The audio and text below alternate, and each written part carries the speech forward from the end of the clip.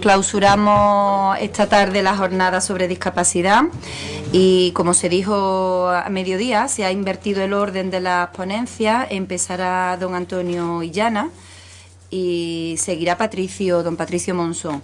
Empezamos con la protección frente a situaciones de abuso a personas mayores a cargo del actual juez de lo penal de Motril, don Antonio Illana Conde, nacido en Jaén, licenciado en Derecho por la Universidad de Granada, con título de suficiencia investigadora por la Universidad de Jaén, diplomado en Criminología por la Universidad de Granada también, máster en Mediación Familiar asimismo en Intervención Social y Servicios Sociales, profesor del Máster de Gerontología Social de la Universidad de Granada, miembro del Grupo de Asistencia al Final de la Vida de la Sociedad Española de Geriatría y Gerontología, y bueno, y entre otras cosas ha publicado 3 libros en numerosos artículos sobre la materia de detección y prevención de malos tratos a personas mayores. Y sin más le damos paso ahora para su conferencia.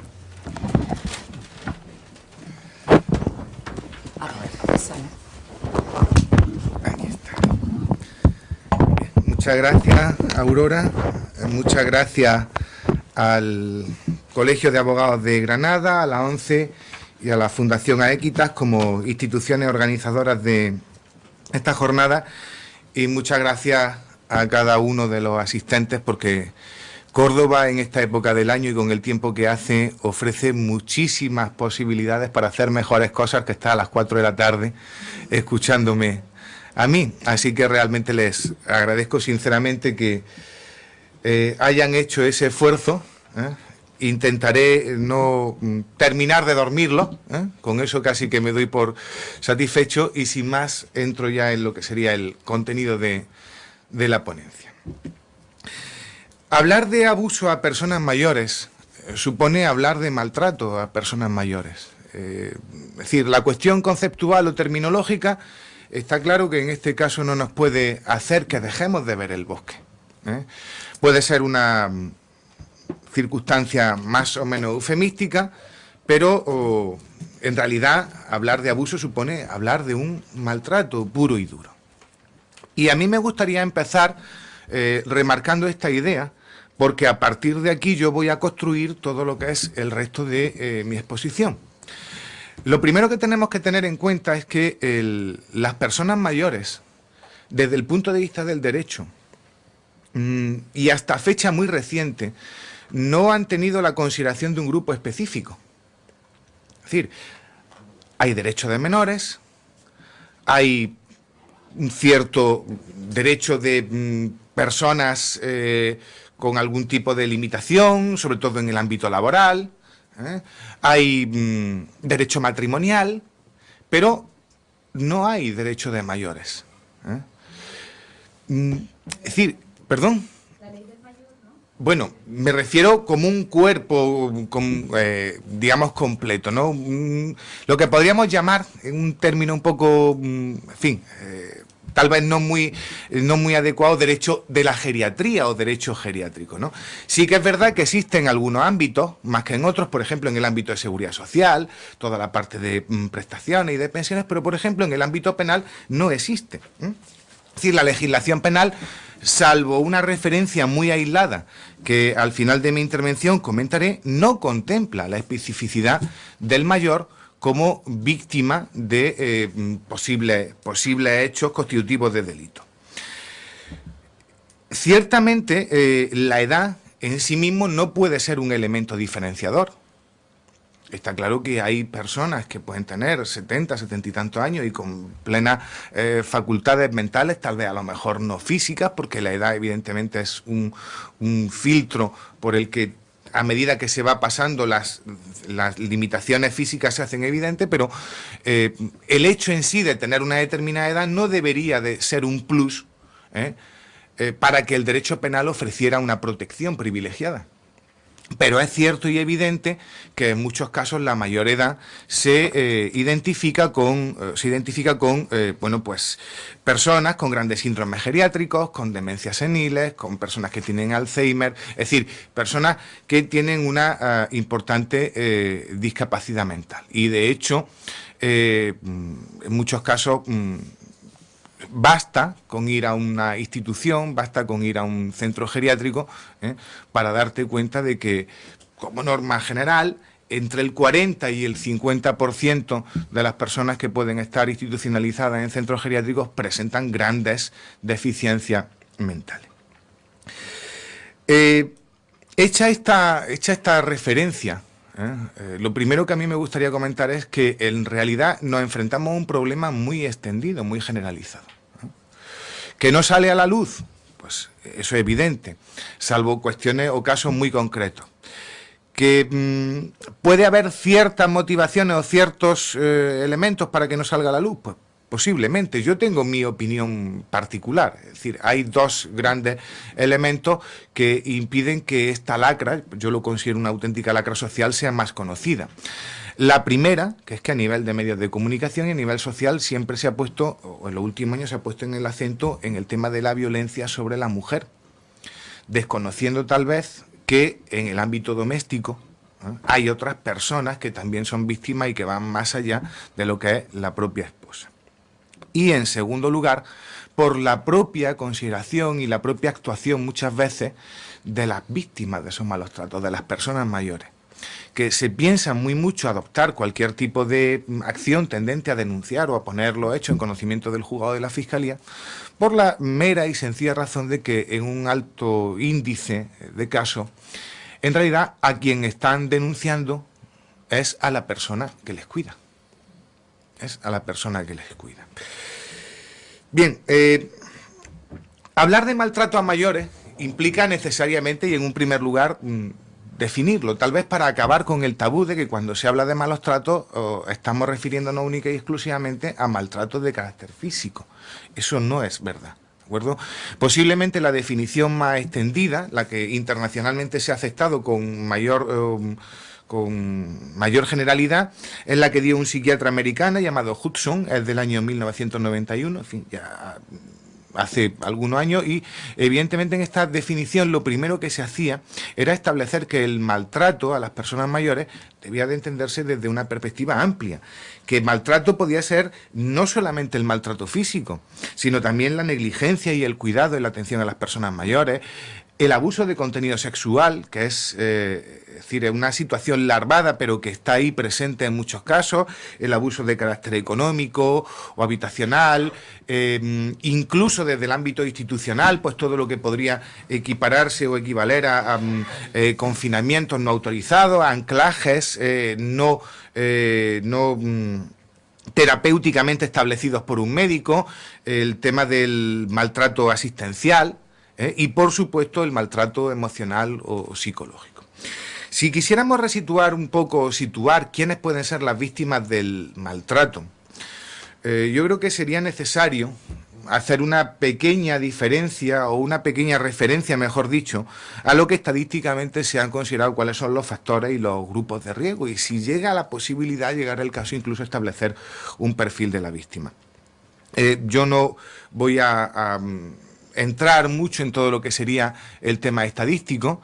El Ministerio de Asuntos Sociales publica cada 2 años, publica bianualmente una guía de estadística que contempla todas las situaciones de, en fin, que afectan a los mayores, y dentro de eso también el tema de denuncia y de actuaciones realizadas, y por tanto todos los datos o todos los, en fin, los conceptos que yo les voy a plantear podrían sacarlas de ahí, pero obviamente yo no voy a empezar a ponerle a ustedes cuadros estadísticos, no creo que eso les aporte mucho, pero sí es cierto que podemos establecer ciertos factores y ciertos grupos de riesgo, y esto hay que tenerlo presente, sobre todo para cuando ahora yo después le hable de todo lo que sería el proceso de detección y la intervención en el tema de los malos tratos, pues que tengamos presentes que hay personas que pueden ser más proclives que otras a sufrir malos tratos. Factores de riesgo, desde luego, el primero es la discapacidad y la dependencia de la persona mayor a un cuidador. Está claro que ese es el elemento fundamental. Si eso además se combina con la posible patología de tipo psicológico o incluso con la dependencia del cuidador a determinadas sustancias como pueden ser droga o alcohol, el contenido de ese factor se multiplica exponencialmente.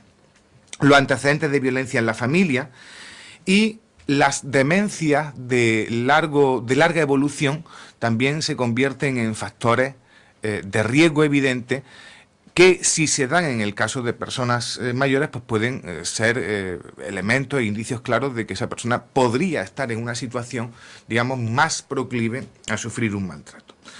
De tal manera que a partir de esos factores pueden configurarse ciertos grupos de riesgo. Ancianos que viven en su propio domicilio o en el domicilio del cuidador, porque además requieren numerosos cuidados. Ancianos con cuidadores que expresan altos niveles de frustración. Esto se ha estudiado desde hace algunos años y ya hay referencias tanto en el ámbito médico como en el ámbito de la psicología. Es decir, es un síndrome al que incluso se le ha puesto nombre. Creo que para muchos de ustedes no será desconocido cuando se habla del síndrome de estrés del cuidador. Ancianos o personas mayores que viven con familiares que han tenido historias previas de violencia familiar, y ancianos que viven en un efecto, podríamos decir, en un ámbito, perturbado por otras causas. Y esto ahora estamos empezando a notarlo mucho en los juzgados, sobre todo los problemas económicos y la pérdida de trabajo. Eso genera situaciones de tensión en la propia familia que al final revierten, se vuelcan sobre la pata más débil, o la persona más débil que está en esa convivencia familiar. Bien, por tanto, si conjugamos todos estos datos podemos llegar a establecer un perfil de la víctima, y fíjense cómo esto nos da una fotografía bastante interesante y muy concreta de dónde podríamos encontrar personas que pueden tener una proclividad mayor que otras a sufrir maltrato. Estaríamos hablando básicamente de mujeres, personas de 75 años o más. Estos dos datos tienen mucha relación. Personas de 75 años o más, básicamente mujeres, evidentemente. Las mujeres tienen una expectativa de vida muy superior a la de los hombres. Viuda, normalmente, de estado civil viuda o viudo, hablo de viuda en femenino por lo que he dicho, con personas que normalmente tienen importante deterioro funcional y que además dependen de su cuidador para la mayor de las partes de las actividades de la vida diaria. Bien, pues a partir de aquí ya tenemos, digamos, un poco hecha la fotografía o la radiografía de por dónde podríamos encontrar el ámbito natural de personas mayores que podrían sufrir algún tipo de maltrato. Y ante eso, la pregunta que podemos hacernos es si planteamos que este tipo de maltrato, bien sea de carácter económico, sexual, físico, etcétera, etcétera, debe tener la consideración de delito, ¿qué respuesta debemos de dar a eso? ¿Cuál es la protección que el derecho penal actual, si al final tengo tiempo, haré alguna referencia a cómo podemos encauzar todo esto desde el punto de vista de la Convención, pero en la actualidad, ¿qué respuesta podemos dar a esta situación? Quisiera hacerlo en la medida de lo posible, desde el ámbito de la especificidad del mayor. Es decir, vamos a ver cómo el derecho penal, digamos, ofrece algunas soluciones, si es que las ofrece, en la consideración del mayor como víctima de un delito, ojo, precisamente por ser mayor, porque ahí es donde tiene que estar el elemento de diferenciación. Es decir, está claro que una señora con 75 años que va paseando por la calle, que lleva su bolso cogido, pues puede tener tantas posibilidades, a lo mejor como una señora de 40, de que le den un tirón y se lleven el bolso. Pero en este caso no creo yo que el elemento en sí de la edad sea lo que condiciona o lo que provoca o lo que estimula la comisión de esa conducta. Entonces vamos a intentar dar un poco la referencia de, bueno, pues de la respuesta que el derecho penal da, insisto, a las conductas que se pueden cometer frente a las personas mayores por el hecho de serlo.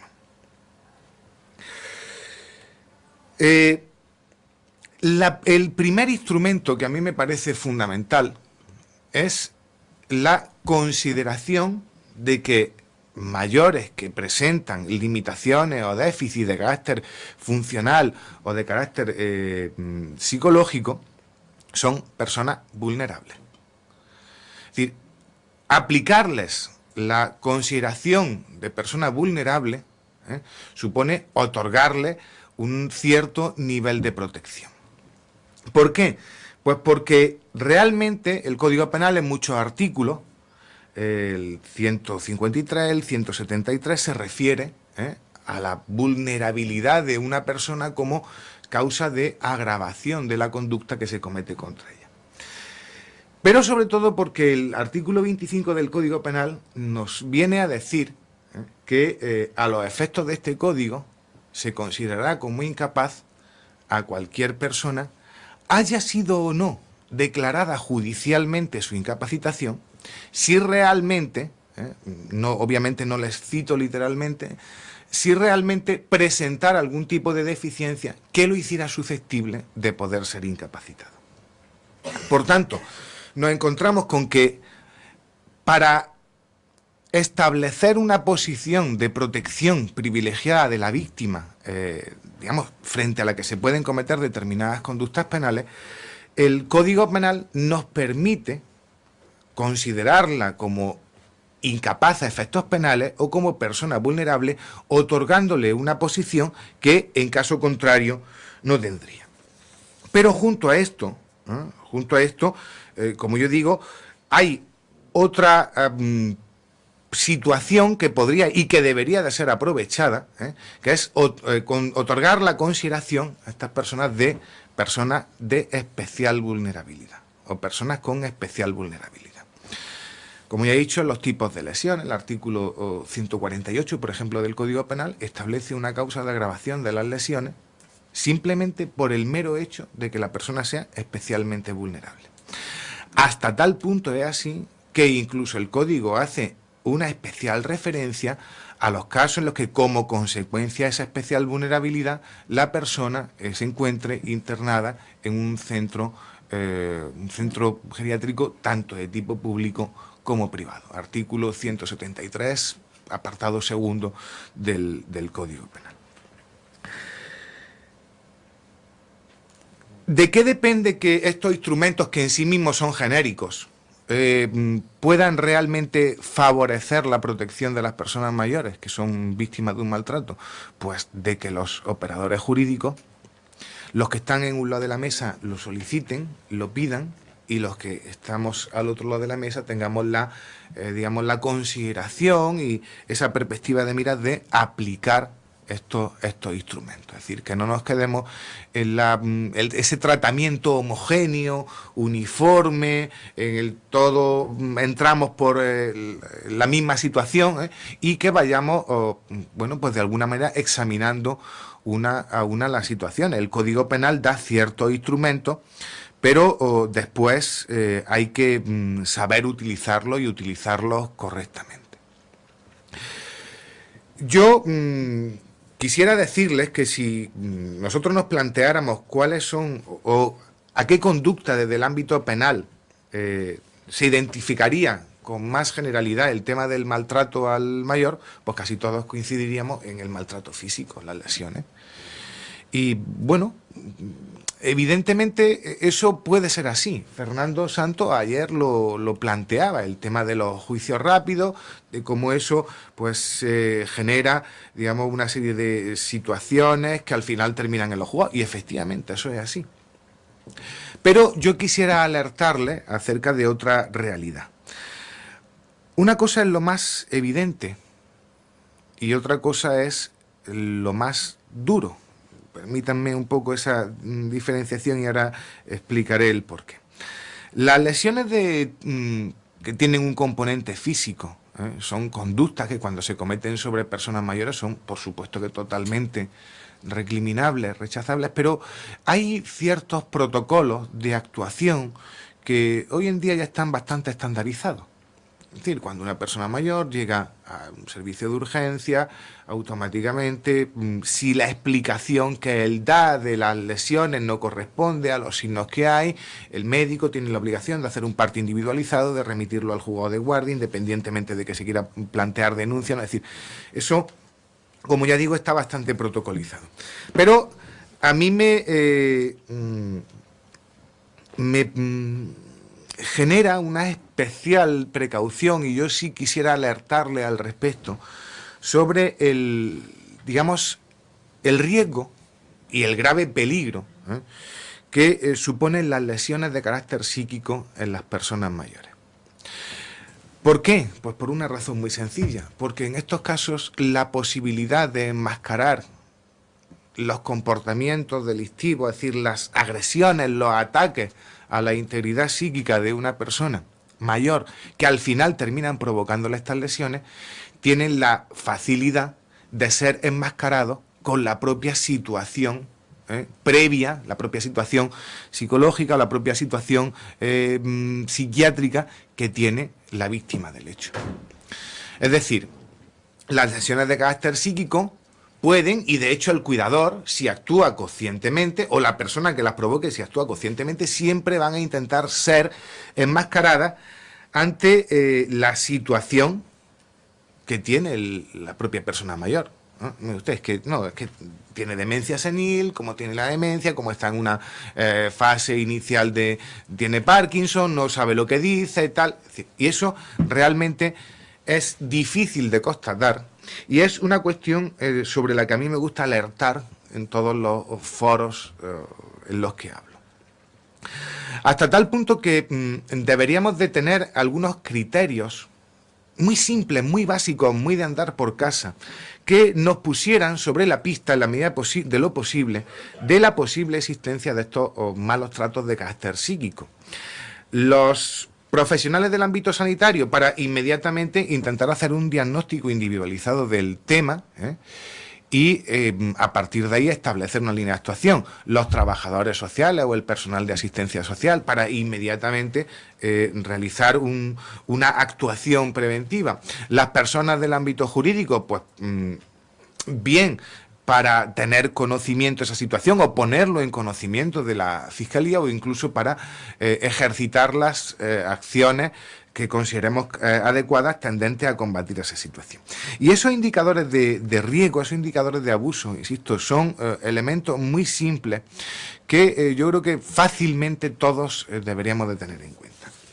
Yo en la exposición que yo he preparado para estas jornadas, que por cierto le anticipo que le haré llegar, pues supongo que mañana mismo o el lunes al Colegio de Abogados, para que lo pongan a disposición de todos ustedes, pues yo doy varias, 15, 20 indicadores, pero algunos sí que me gustaría hacer referencia expresa aquí para que sobre todo ustedes vean, es decir, que son actuaciones muy simples, ¿no? Por ejemplo, miren, yo voy a empezar por la más evidente, ¿no? Es posible o es normal, puede ser normal, que una persona mayor, en un momento determinado, pues se le caigan las gafas, que las tiene en la mesita de noche, y se le rompan las gafas. Pero lo que no es normal es que a una persona mayor en 3 semanas se le rompan las gafas 4 veces. Es decir, es posible que una persona mayor en un momento determinado, pues sobre todo si a lo mejor no tiene una persona que esté permanentemente atendiéndolo, pueda pues ir al médico, presentar algún tipo de intoxicación medicamentosa. Bueno, en fin, sería recriminable, pero puede ser posible. Lo que no es normal es que eso en 2 meses ocurra 4 veces. Hay que estar especialmente alerta ante signos como puede ser una ropa excesivamente cálida en verano y una ropa totalmente inadecuada en invierno. El hecho de que estas personas mayores sufran, por ejemplo, malnutrición o deshidratación.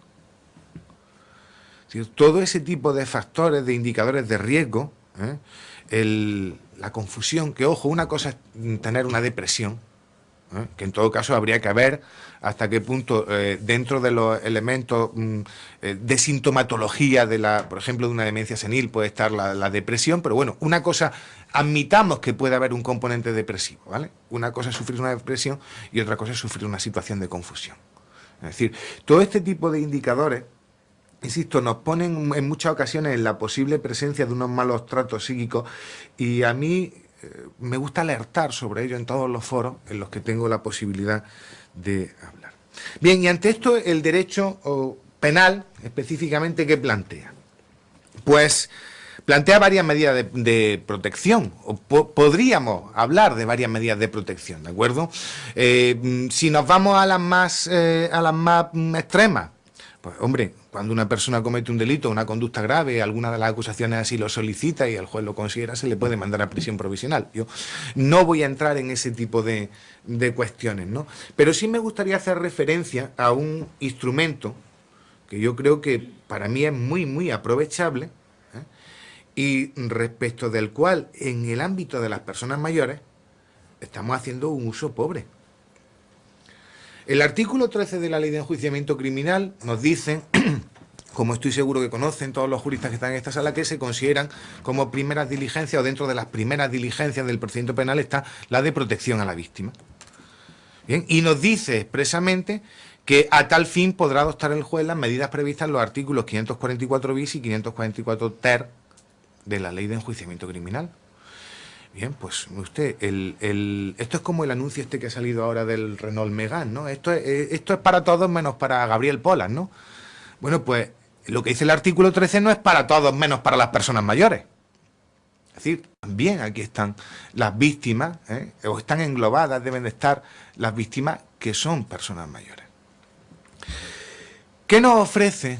Es decir, cuando se constata la posible existencia de un delito, la posible comisión de un delito sobre una persona mayor, ¿qué nos ofrecen estos artículos?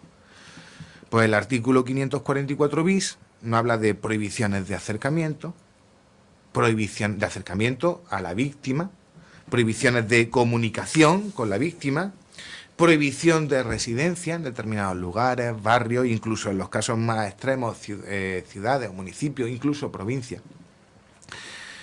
que pueden ser adoptadas con carácter cautelar. Hay que tener cierta mano izquierda en adoptar este tipo de decisiones porque, y esto también salió a relucir ayer, a veces, claro, lo que estamos propiciando es separar de la persona mayor a quien en muchos casos lo está cuidando.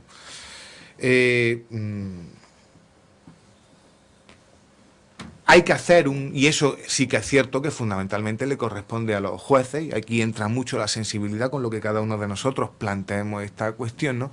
Hay que hacer un especial esfuerzo para valorar en qué situaciones y en qué caso concreto realmente sirve a la protección de la víctima el adoptar algún tipo de prohibiciones de este tipo, o a veces es como matar moscas a cañonazos. Y estamos con la intención de proteger al mayor, realmente lo que estamos haciendo es desprotegerlo. Pero insisto, eso en cualquier caso le corresponde a quien debe de valorar y finalmente adoptar esas medidas. Al menos el derecho penal nos da esas posibilidades y yo creo que es importante conocerlas. Y el otro precepto es el artículo 544 ter de la Ley de Enjuiciamiento Criminal. Fuera del ámbito jurídico, hablar del artículo 544 ter de la Ley de Enjuiciamiento Criminal, pues a la gente no le dirá nada. Pero claro, si hablamos de la orden de protección inmediata, eso sí le suena a todo el mundo. Siquiera no sea nada más que por el hecho de que cuando aparece en las noticias alguna noticia, valga la reiteración, de alguna mujer que ha sido víctima de malos tratos, siempre se dice tenía una orden de protección o no tenía una orden de protección. Bueno, pues el artículo 544 ter regula la orden de protección. ¿Y eso a qué viene aquí? Si estamos hablando de mayores, no de violencia de género. Usted es que el artículo 544 ter nos dice que sí, que para las mujeres, pero también para las personas que tengan cierto grado de parentesco, y dice el artículo 544 ter específicamente, descendientes y ascendientes, ojo, y ascendientes, que convivan con el presunto autor de la agresión. Es decir, que la ley no está abriendo la puerta de par en par para que ante la existencia de un posible delito, de un posible maltrato, de un posible abuso frente a una persona mayor, podamos adoptar la orden de protección inmediata. Y al respecto, a mí me gustaría hacer dos referencias muy breves al contenido de este artículo. Es decir, una vez que todos tenemos claro que realmente el artículo 544 ter nos ofrece muchas más posibilidades que la mera protección a la mujer víctima de malos tratos, y que por tanto es aplicable también en este caso, me gustaría hacer dos breves referencias. La primera, la propia ley nos dice cómo y dónde se puede solicitar la orden de protección. En el juzgado, sí. Policía nacional, local, Guardia Civil. Pero el artículo, la literalidad del artículo no termina ahí. Porque habla de oficinas de atención a las víctimas, servicios sociales, instituciones asistenciales dependientes de las administraciones públicas. Y además se dice, y estas instituciones tienen la obligación no solamente de tener la logística, permítanme la expresión, suficiente para poder atender la solicitud de petición de estas órdenes, sino que deben contar con personal suficientemente preparado para poder, uno, orientar o ilustrar, asesorar a las víctimas que piden esa orden de protección, y en segundo lugar, ayudar a cumplimentarla.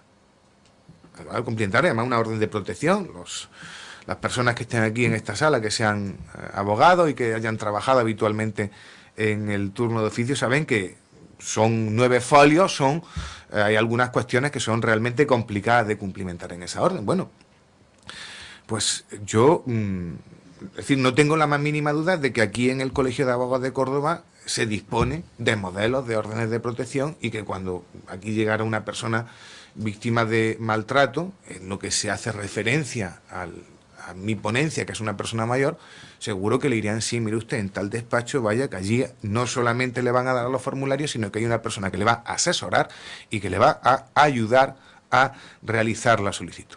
No tengo la mínima duda, insisto, de que eso es así, porque es una obligación legal. Pero esa obligación legal también afecta a servicios sociales municipales, a servicios sociales comunitarios, a instituciones de protección. Y en realidad, en estos casos, no existe. Y se está incumpliendo un deber legal. Por tanto, una llamada de atención. Es decir, la propia ley nos está diciendo, ojo, esto no es algo que nosotros podamos quitarnos de en medio diciendo, vaya usted a la comisaría, que allí lo atienden. No, usted, es que hay una obligación legal de hacerlo. Y en segundo lugar, una reflexión personal. Es verdad que el instrumento de la orden de protección inmediata contra las víctimas de la violencia, se suele decir de género, creo que ya le he intentado explicarle de que es algo más que de género, digamos que es un instrumento potente, un instrumento fuerte. Dice la ley que crea en la víctima o que provoca en la víctima un estatuto de protección integral, que por tanto le otorga un innumerable número de posibilidades. Y es posible también que cayéramos todos en la tentación, o sobre todo los operadores jurídicos que tenemos que aplicar este procedimiento y en su caso conceder estas órdenes, cayéramos todos en la tentación de bueno, pues tirar por la calle de en medio, decir, pues bueno, pues venga, vamos a órdenes de protección, pues ahí las lleváis. Una me pedí, 10 os doy, ¿no? Yo creo que hay que ser prudentes, cuidadosos con este tema. Insisto, yo creo que esto es una reflexión personal. no podemos extralimitarnos, ¿no? Lo que no podemos hacer es otorgar un estatuto de protección integral a una persona que a lo mejor lo único que quiere es que no se le permita a alguien que ha estado, digamos, constantemente pues sometiéndola a malos tratos, insisto, que no se pueda acercar a ella. Porque para eso está la posibilidad de simplemente una prohibición de acercamiento y una prohibición de comunicación, ¿no? No, pero es mejor que le pongamos una orden de protección integral. Bueno, una orden de protección integral supone, insisto, establecer ese estatuto de protección integral y por tanto a partir de ese momento esa persona puede acceder a subvenciones, puede acceder a ayudas públicas, puede acceder a más facilidad en la y preferencia en la obtención de determinados puestos de trabajo, beneficios y facilidades de... Hombre, en personas mayores está claro que ese ámbito laboral no se va a dar, ¿no? Pero bueno, hablo un poco en ese sentido, sí que es verdad que en términos generales, ¿no? La posibilidad, insisto, de acceder a ciertos beneficios, ¿no? Que bueno, es decir, seamos serios, a lo mejor en atención a la situación que tienen no terminan de corresponderle. Es decir, que yo en ese sentido sí quería un poco plantearle, por un lado, la posibilidad legal. Mire ustedes, existe esta orden de protección, se puede imponer para proteger a personas mayores que son víctimas de malos tratos, pero por otro lado, seamos prudentes a la hora de adoptar este contenido, el contenido de la orden, porque a lo mejor simplemente con unas prohibiciones de acercamiento, con unas prohibiciones de comunicación, protegeríamos a la víctima igualmente. Bueno, 5 minutillos, ¿verdad? Más o menos, vale. Hace un par de años estuve en Santiago de Chile dando una conferencia y cuando faltaban 5 minutos para terminar, el ponente que tenía en la mesa, con mucho disimulo, me hizo así, me puso una cartulina amarilla encima de la mesa y no sabía qué significaba. Me di cuenta 5 minutos después cuando me puso otra roja y me dijeron, ya está, se terminó. Pues algo así, ¿no? Bien, vamos a ver. Una última referencia a la detección de las situaciones de riesgo y de las posibles situaciones de riesgo de maltrato al mayor. Yo no les voy a insistir sobre la importancia de prevenir todo este tipo de conductas. Eso me parece un poco que va de suyo ya a estas alturas, ¿no? Es decir, prevenir socialmente, prevenir desde la escuela, prevenir desde la familia, prevenir desde los medios de comunicación, por supuesto, ¿no? Pero si analizamos, o sea, si aterrizamos un poco más, yo creo que hay 3 actuaciones que son fundamentales para cualquier profesional que se encuentre actuando o trabajando en el ámbito de los mayores. Primero, detectar los factores, ¿no? Los factores de riesgo que puedan existir, las situaciones de riesgo que puedan existir, esos indicadores de los que yo le hablaba antes. Para eso hay elementos que están protocolizados y ahora muy brevemente me refiero a lo mismo. En segundo lugar, hay que canalizar las intervenciones que vayamos a tener con estas personas y esa canalización lo que debe de llevar no solamente a apoyar a los cuidadores, sobre todo en España, en el que el 85% de las personas mayores dependientes están en manos de cuidadores informales. Es decir, en España solamente el 15% de los mayores dependientes están institucionalizados. Y claro, eso por una simple regla de 3 nos dice que el 85% de personas mayores dependientes reciben atención, cuidado y asistencia en su propio domicilio y en muchos casos pues, por sus propios familiares. Por tanto, hay que apoyar a los cuidadores, establecer medidas específicas para ellos, reducir ese síndrome al que yo me refería antes de estrés del cuidador a través de unidades de día, a través de unidades de respiro, en fin, en ese sentido hay actuaciones importantísimas que se están realizando, ¿no?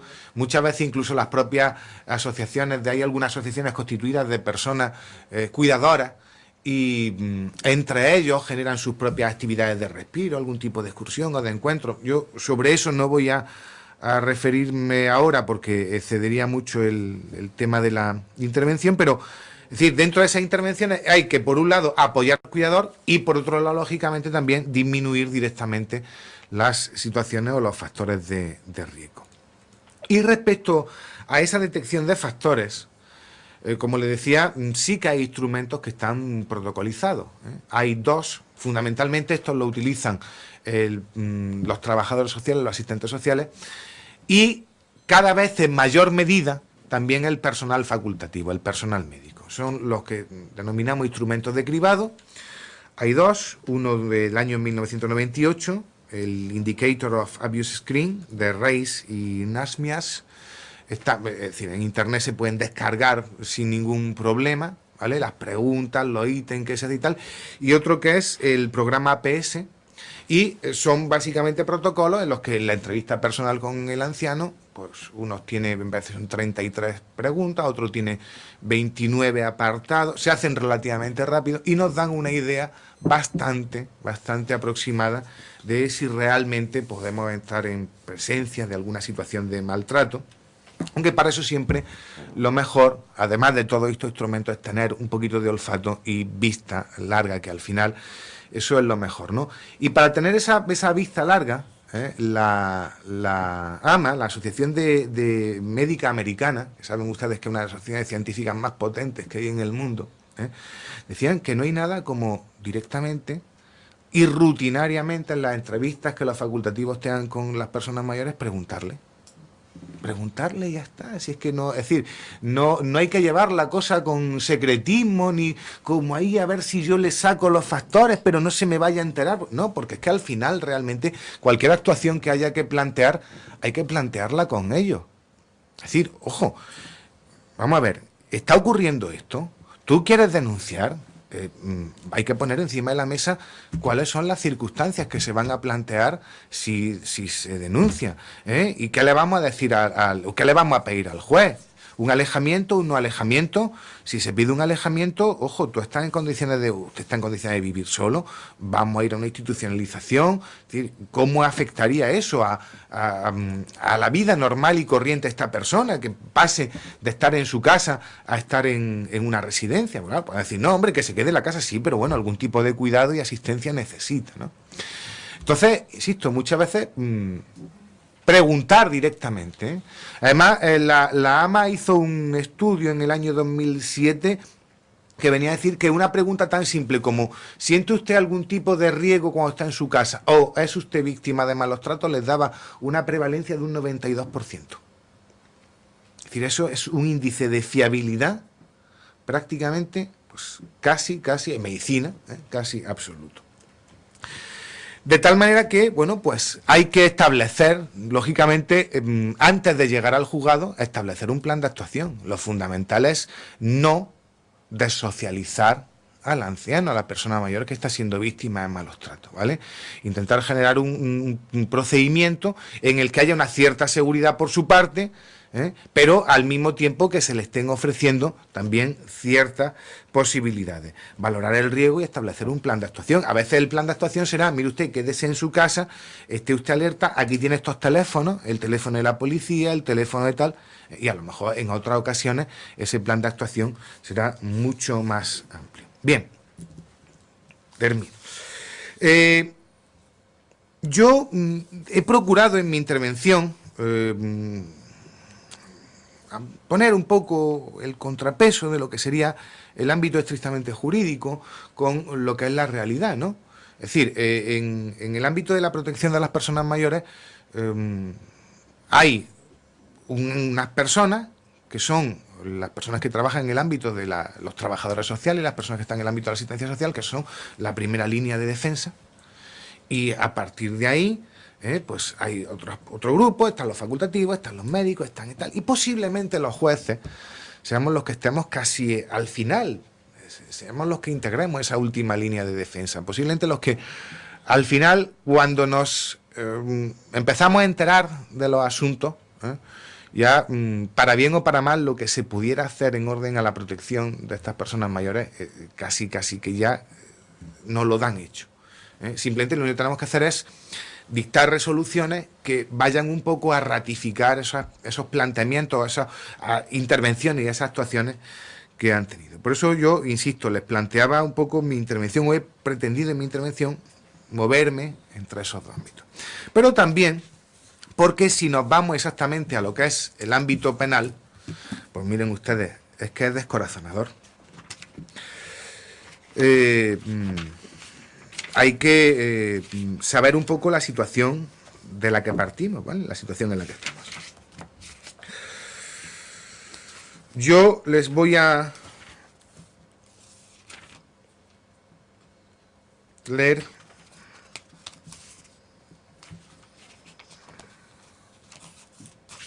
permítanme que a ver. Les voy a leer un par de articulitos del Código Penal y con esto voy a terminar.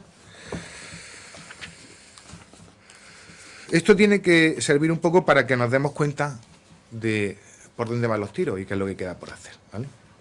Dice el artículo 631 del Código Penal: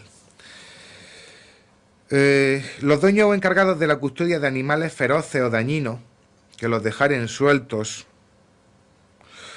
o en condiciones de causar mal serán castigados con la pena de multa de 1 a 2 meses. Y sigue diciendo ese artículo que quienes abandonen a un animal doméstico serán castigados con una pena de multa de 15 a 2 meses. Dice el artículo 619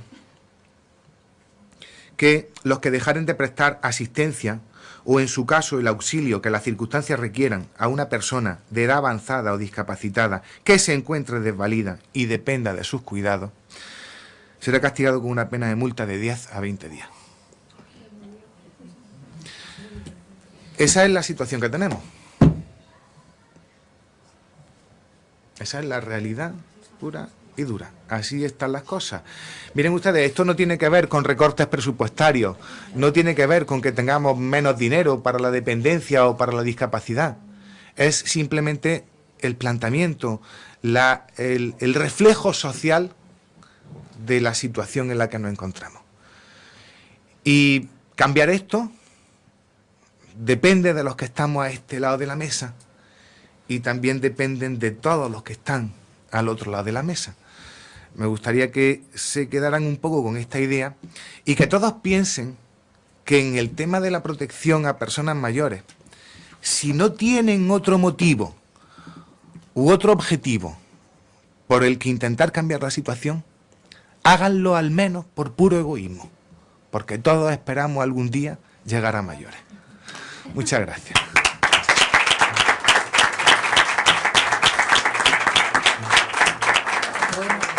Pues gracias desde luego a ti, Antonio, por esta fantástica y durísima intervención. Yo creo que todos los que estamos aquí, por lo menos hablo por mis compañeros, desde luego en lo sucesivo, en fin, intentaremos hacer las cosas de forma más rotunda.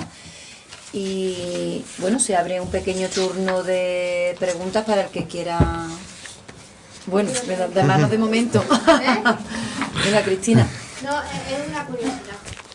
Que a mí, yo no he tenido, gracias a Dios, que sufrir nunca en verme que alguien venga a mi despacho a contarme el drama que está viviendo. Digo sufrir porque evidentemente eso llega al corazón. Y pregunto, el protocolo que se sigue por parte, porque evidentemente estas denuncias o vas a fiscalía, si ha ido antes a tu despacho, si no esta persona a lo mejor lo que va es a la Policía Nacional y a la Policía Local. Como no he tenido costumbre, ¿qué protocolo siguen ellos? Exactamente igual que cuando es la mujer la que va a presentar, se va a presentar la denuncia en el sentido de que hacen ese informe paralelo que luego llevan a la par al juzgado, valorando si hay riesgo o no hay riesgo, como si el abogado que le dice a la señora, venga usted conmigo que ya no nos queda más remedio que denunciar porque esto es insostenible ya que usted se ha decidido. Y luego a veces tú pides una orden de alejamiento, y cuando ya has podido hacerte de los autos, la verdad es que te da apuro vamos, no se lo cuentas al cliente, porque la publicidad que se da es otra bien distinta a lo que luego es la realidad. Y te han puesto una cruz. No hay riesgo.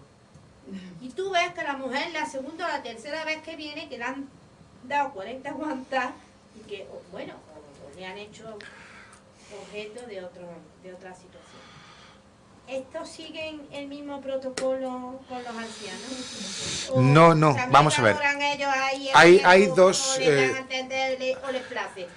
Hay que distinguir dos situaciones. Es decir, las unidades policiales en las que hay un servicio especializado de atención a la familia, el SAFA, y las unidades policiales en las que no existe ese servicio. Las unidades policiales en las que no existe el servicio de atención a la familia es simplemente la instrucción de un atestado, poco más o menos, y ya está.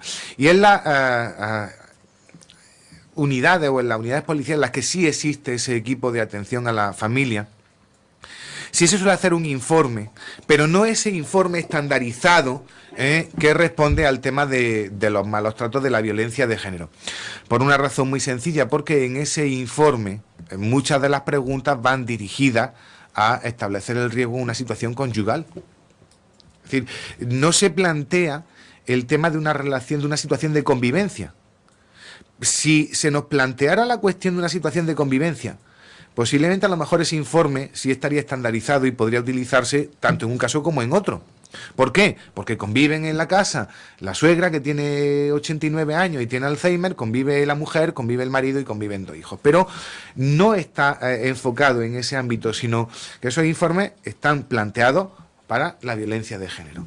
¿Qué ocurre? Que en muchos casos la mayor parte de las preguntas que se hacen en esos informes y que después le sirven a la gente para subjetivamente valorar el riesgo, subjetivamente valorar el riesgo, es decir, no servirían en el caso de personas mayores.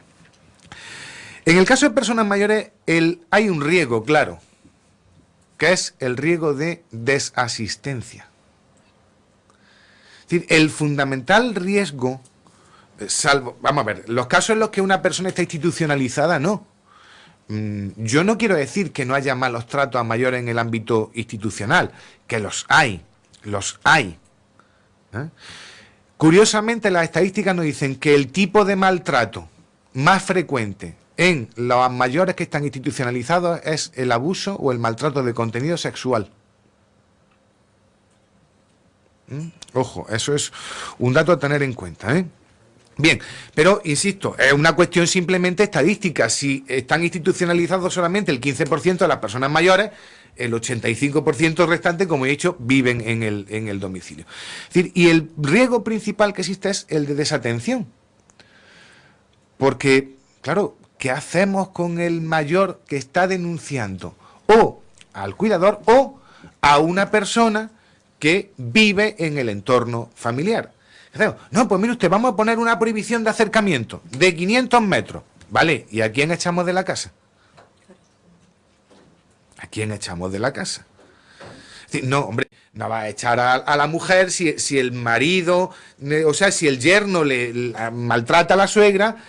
¿Qué hacemos? ¿Echamos al yerno, a los 2 niños y a la mujer? No, pues para proteger al mayor, pues sacamos al mayor. Y lo sacamos y lo llevamos ¿dónde? Lo institucionalizamos. Es decir, ese es el principal remedio ante la desatención. Pero claro, yo creo que eso no responde en modo alguno a lo que el mayor quiere.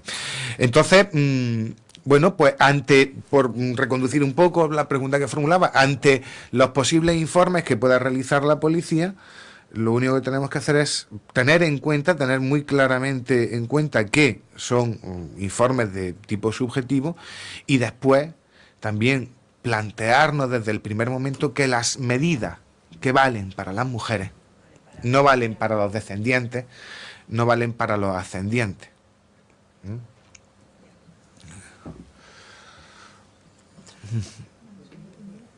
Yo quería preguntar en cuanto a la orden de protección, ¿qué alcance tiene la orden de protección?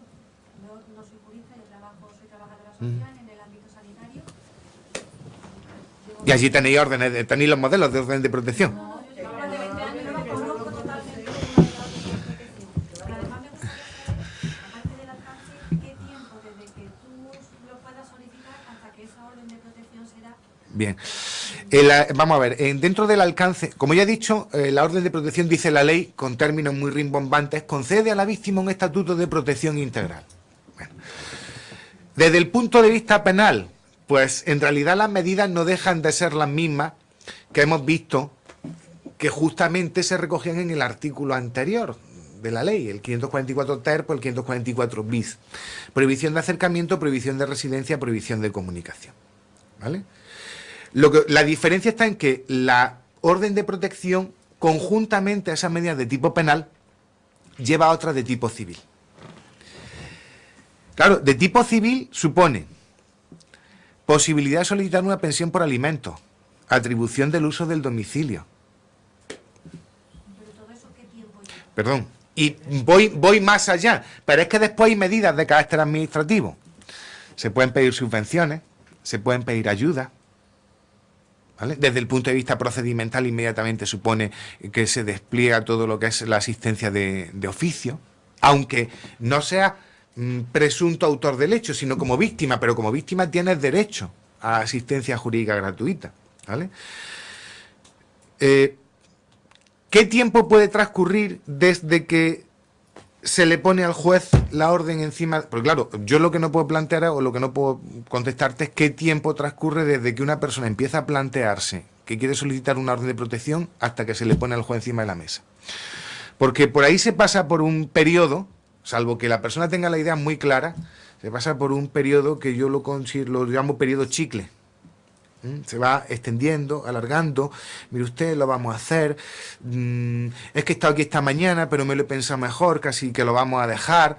Y al día siguiente vuelve y tal. O sea, eso puede ser. De hecho, los trabajadores sociales, por lo menos en el ámbito que yo conozco, en Motril, en Granada, es una lucha constante, ¿no? Con las personas a las que están asistiendo, que realmente entienden que hay que llegar a esa situación, una lucha constante. Mira, vamos a ver, que lo tenemos planteado, que vamos a hacer esto, lo otro, tal. Pídelo, y a veces cuesta. Pero en fin, insisto, desde que se le pone al juez encima de la mesa, en 72 horas tiene que estar obligatoriamente resuelto. El último caso que se me presentó es de una persona dependiente de 80 años, que el cuidador tenía adicciones al alcohol. Esa persona dependiente llegó al hospital raquítica, llegó en unas condiciones porque una vecina se le ocurrió hacer una llamada porque llevaba varios días sin que pudiese entrar al domicilio de esta persona, en unas condiciones, y esta persona no quería denunciar ni quería que se hiciese nada porque era su hijo. Decidimos que, bueno, pues vamos a ver si la institucionalizamos a ella, y ella no quería irse a ningún sitio porque vivían de la pensión de ella, que yo dejo a mi hijo sin los ingresos. Hasta que conseguimos convencer a esta mujer, y el problema que hubo después de poder llevarla a una institución era que el hijo, el primer día que ingresaba la pensión de la madre, como él estaba en la cartilla, lo primero que hacía era retirar todos los ingresos de la mujer.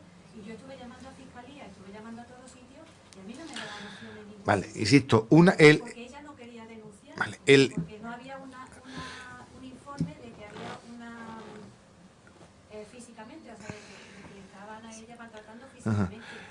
la orden de protección no solamente puede solicitarla a la víctima.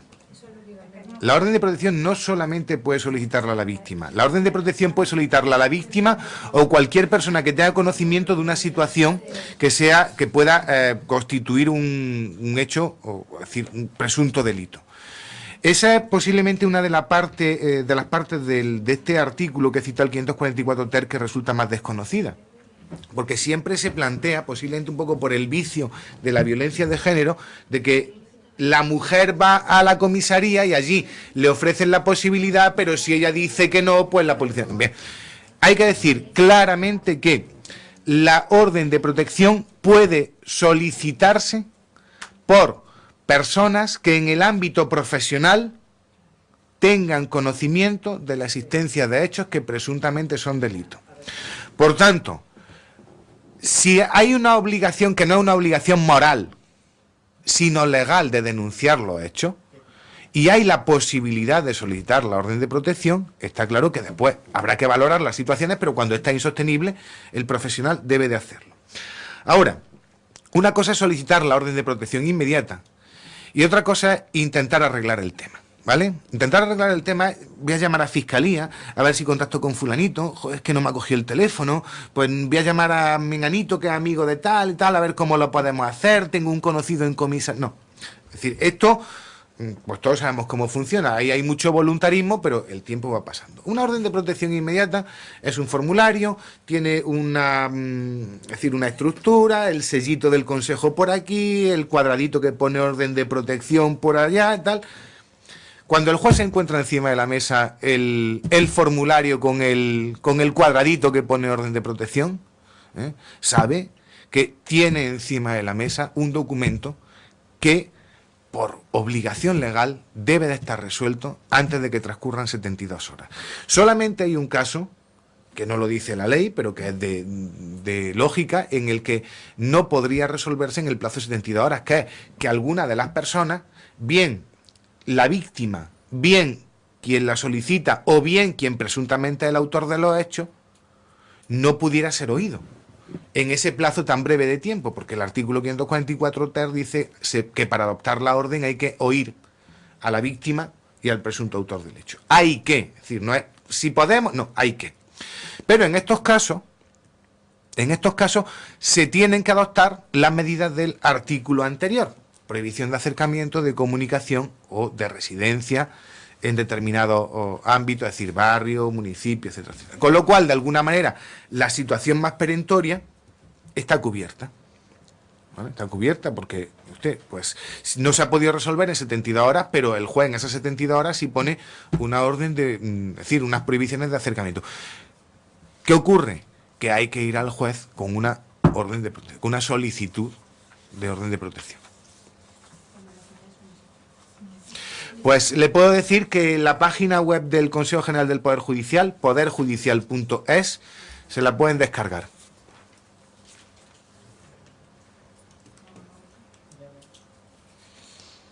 Y si no hay, yo me comprometo, junto con el texto de la intervención, a hacerle llegar en PDF el formulario oficial de la orden de protección aquí al Colegio de Abogados.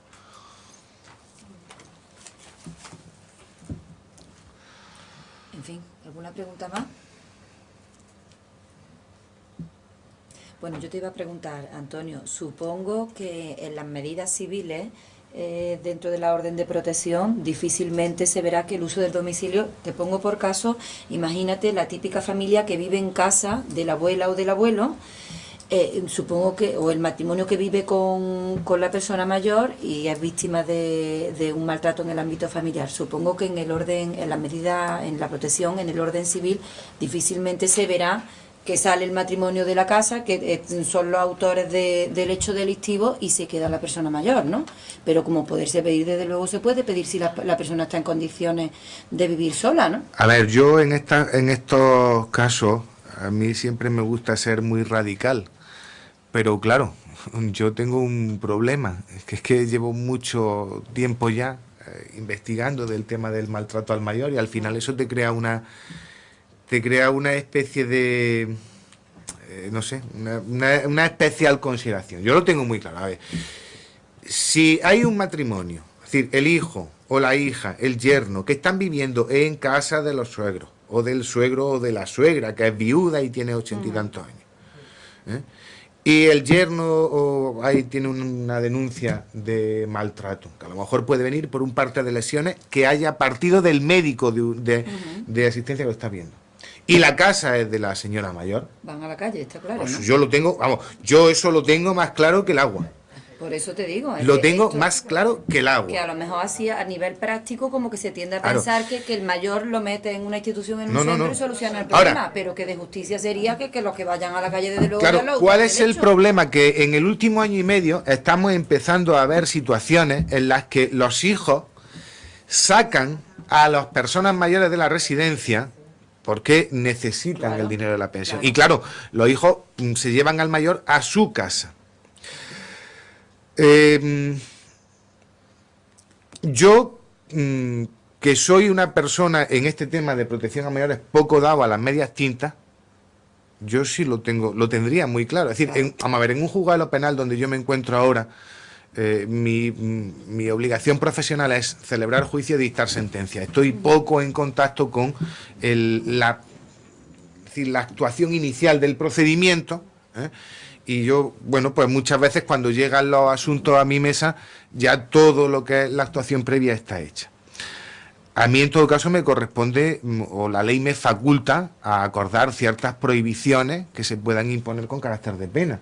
Sobre todo cuando a lo mejor estamos hablando de penas inferiores a 2 años de prisión, que, bueno, pues que incluso permiten suspenderse. Entonces, claro, yo no voy a decirle a usted, vamos, a una persona, mire usted, yo lo condeno a 9 meses de prisión, le voy a suspender la pena, pero claro, no le voy a poner ningún tipo de medida de prohibición. Pues claro, entonces le estoy diciendo, yo lo he condenado a 9 meses de prisión, pero coja usted las llaves de su casa y váyase a continuar con la misma vida que tenía ayer o que tenía antes de ayer, ¿no? Claro.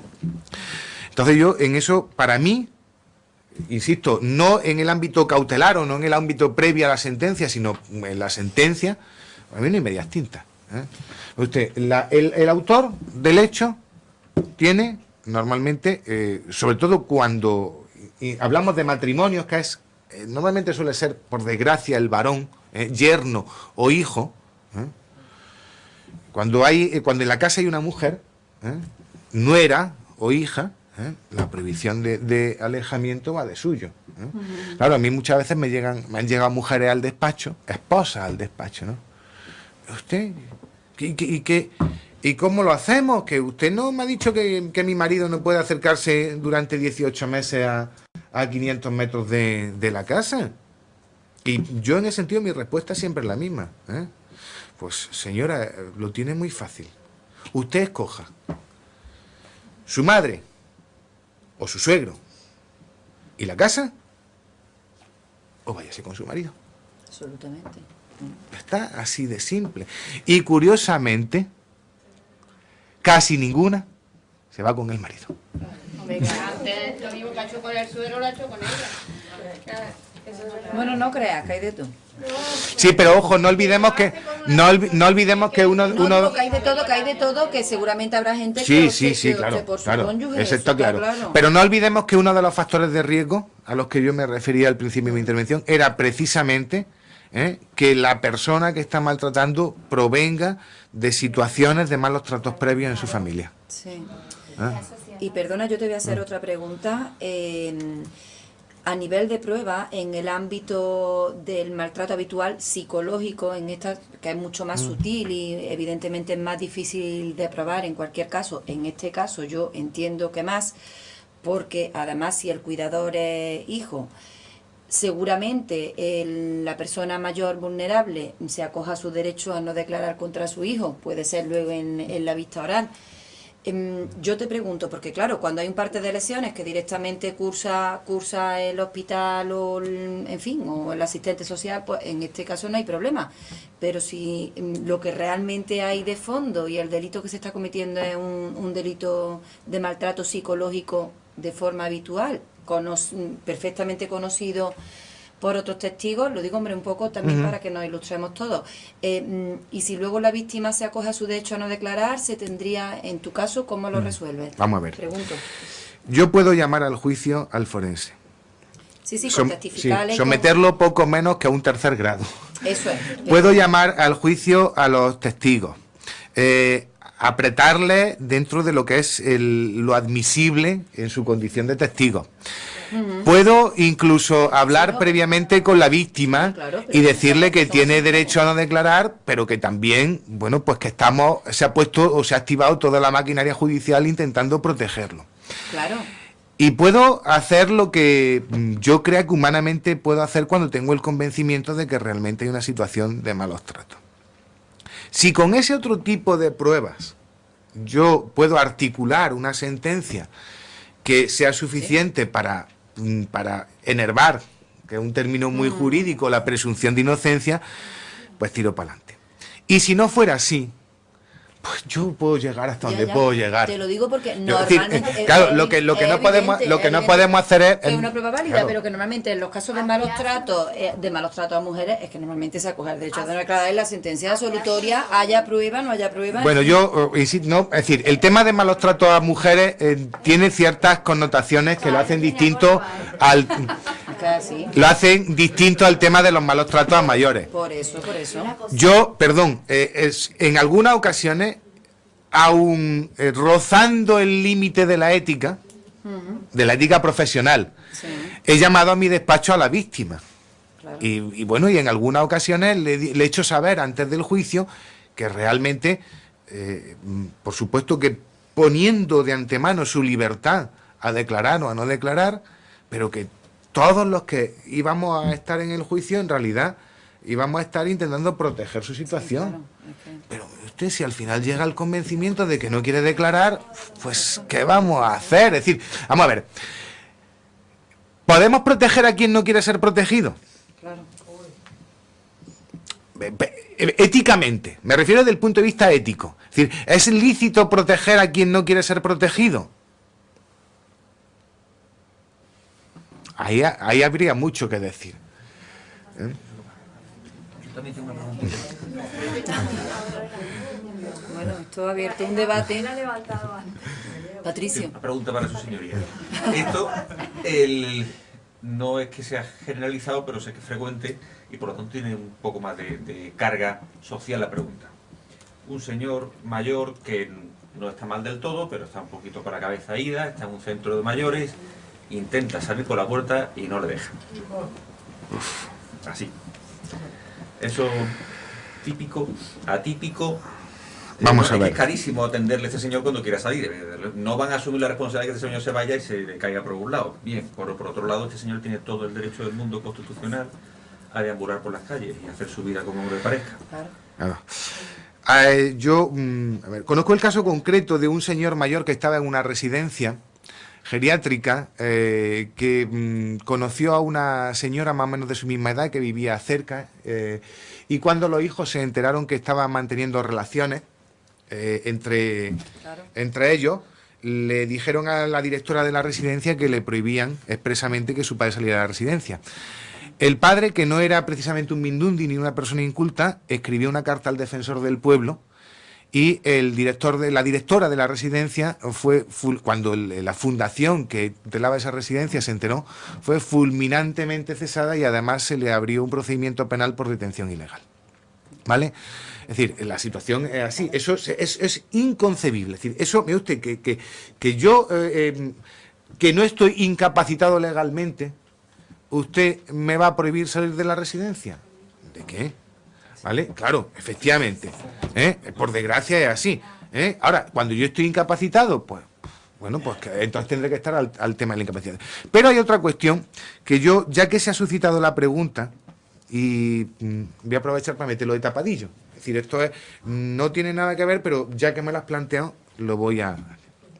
Vamos a ver, Carlos Ganzenmüller ha hablado esta mañana de lo que supone, de la ilegalidad manifiesta que supone, que el artículo 763 de la Ley de Enjuiciamiento Civil, que habla de la autorización de internamiento en centros psiquiátricos, no haya sido aprobada por una ley orgánica. La Ley de Enjuiciamiento Civil es una ley ordinaria y nuestra Constitución, y eso los juristas que estamos en la sala lo saben bien, dice expresamente que cuando la cuestión afecte a derechos fundamentales, y ojo, la libertad ambulatoria es un derecho fundamental, tiene que estar regulada la cuestión por ley orgánica.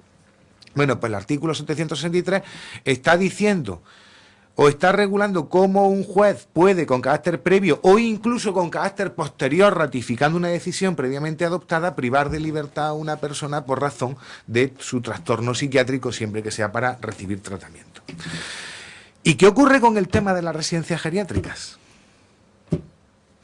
¿Por qué? Porque, claro, el director de la residencia en muchas ocasiones manda el papelito al juzgado y dice, mire usted, fulanito de tal, que no está incapacitado, pero que no está en condiciones de dar su consentimiento a estar en la residencia, y ahí tiene usted que el juez le autorice el internamiento. ¿Es que un centro geriátrico es lo mismo que un centro psiquiátrico? porque el artículo 763 lo dice muy claro. Autorización de internamiento en centro psiquiátrico para recibir tratamiento, bajo la premisa de que finalizado el tratamiento, esa persona está automáticamente en la calle. ¿Ocurre eso en un centro geriátrico? No. El problema no es solamente que el 763 esté regulando una materia reservada a ley orgánica por ley ordinaria, sino que realmente ni siquiera sería aplicable en el tema de las autorizaciones de internamiento en centros geriátricos.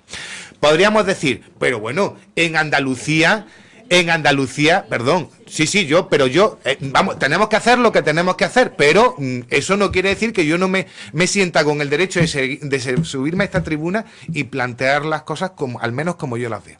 En Andalucía podemos decir, no hay problema.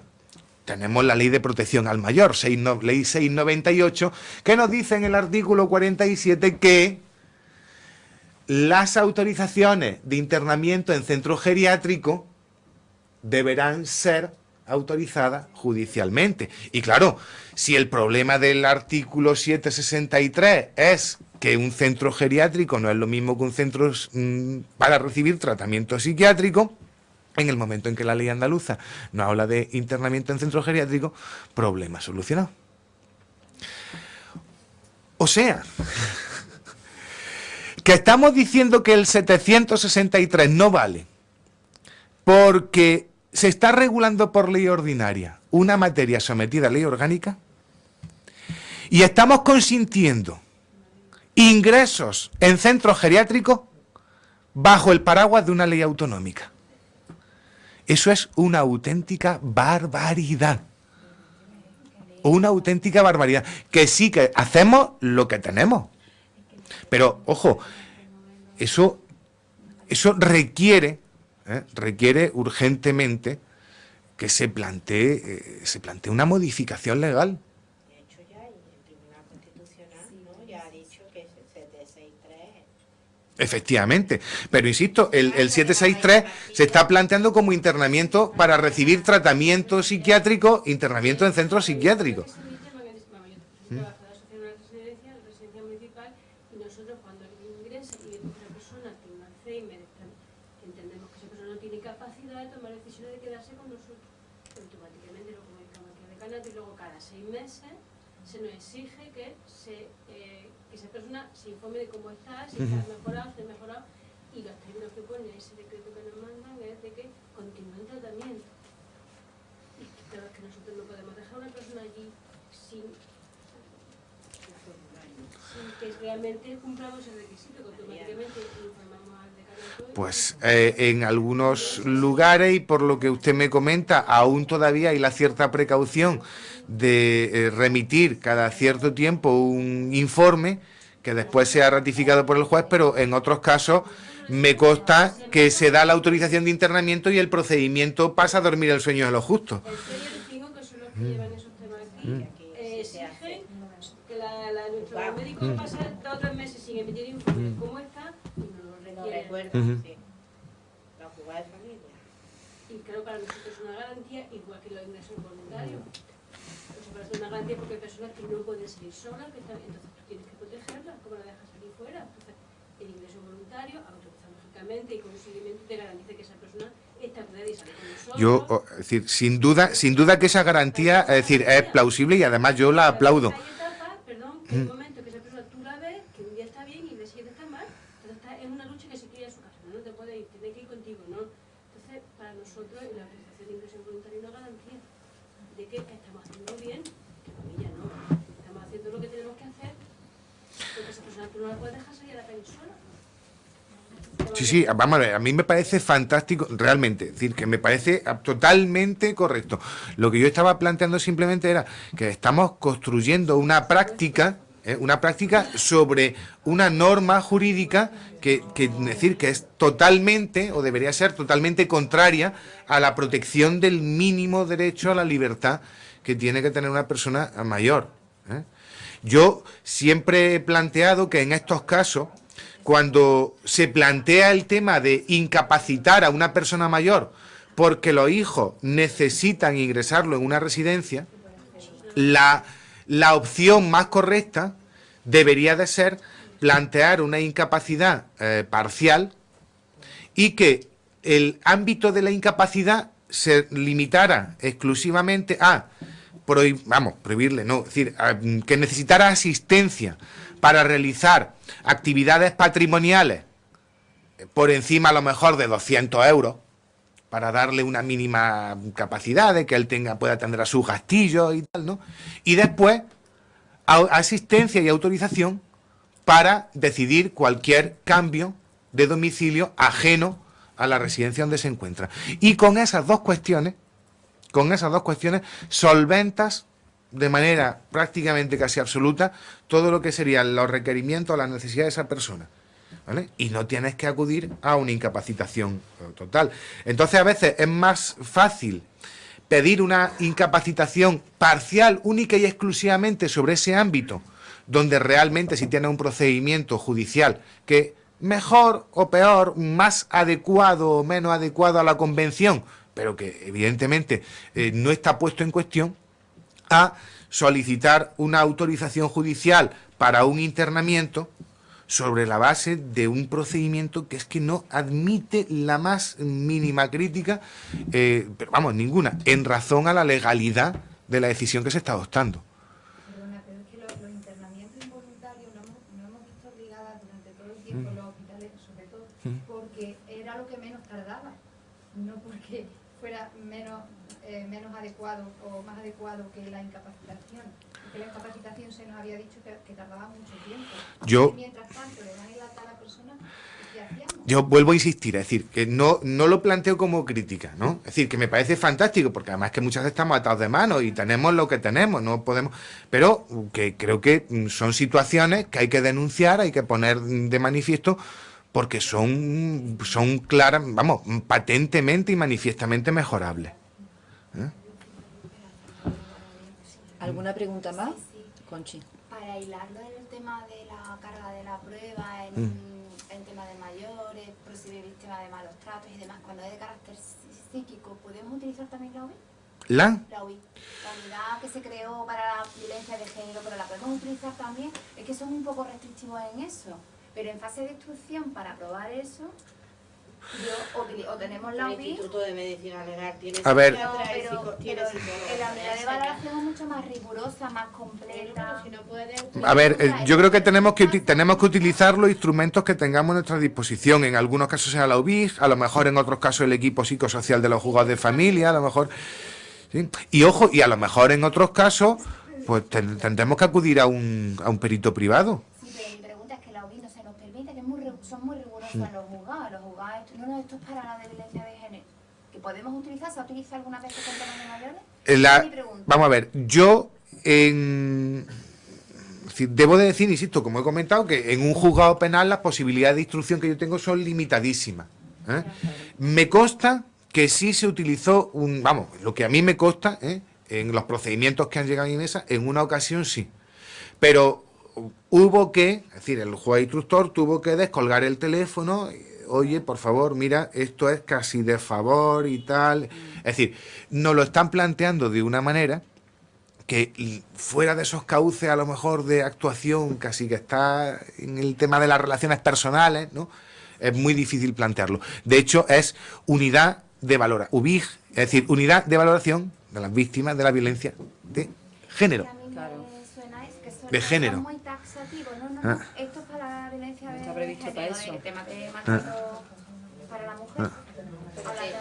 que el Instituto de Que claro que el delito tiene es niño, psicología el tratamiento y es que- distinto. Claro. Vamos, yo lo he utilizado en temas de este tipo, no conocidos, pero de este tipo y son psicólogos y que te hacen. Pero el Instituto de Medicina Legal, ¿no? Claro. Ya hay psicólogos antes que estaba. Que está claro que el delito es el mismo, pero el tratamiento es muy diferente. A ver, nosotros, Sí, yo... que no lo sea, pero que al menos los que yo he conocido aquí en Córdoba Ah, sí, sí, fantástico. No, lo que te digo que los delitos son los mismos, del maltrato en el ámbito familiar, pero que está clarísimo que la diferencia de trato de unas víctimas a otras es grande. A mí, yo, a ver, no... Y la unidad funciona muy bien. Sí, sin duda. Vamos, no lo sé como en Córdoba, en Granada sí. Mucho mejor que el tema de la medicina. Yo no quisiera plantear en todo esto un debate que al final hiciera que nos fuéramos a las 7 de la tarde y el ponente que me procede después tuviera 5 minutos para hablar. Pero sí que a mí me gustaría plantear simplemente como posibilidad que muchas veces, al menos en teoría, vemos la cuestión de forma muy, y permítanme la expresión, muy simplista o muy simplificada. Es decir, esto es cuestión del cuidador o de la persona que maltrata y del maltratado. No es el caso. Es decir, yo sí conozco, es uno de los casos que yo he tenido recientemente de una persona mayor que vivía con un hijo y el hijo lo maltrataba, pero había otro hermano. Y además no era una familia donde hubiera problemas económicos, ¿vale? Y entonces el otro hermano se fue a buscar a un perito médico privado y le dijo, mire usted, ¿qué vale un informe que me determine dónde terminan los efectos psicológicos de la demencia que padece mi padre y dónde empiezan otras cosas que no son explicables? Salvo que lo miremos bajo el prisma de los malos tratos. ¿Cuánto vale esto? Pues mire usted, esto vale 600 euros y 300 euros por asistencia a juicio. Tenga usted como esto. Claro. Y vamos para adelante. Es decir, que después posibilidades, hombre, No, claro. el caso concreto. Claro. Bueno, pues sí, ¿hay alguna pregunta más o...? Bueno, pues entonces te agradecemos desde luego, no tú, solamente tu ponencia de esta tarde.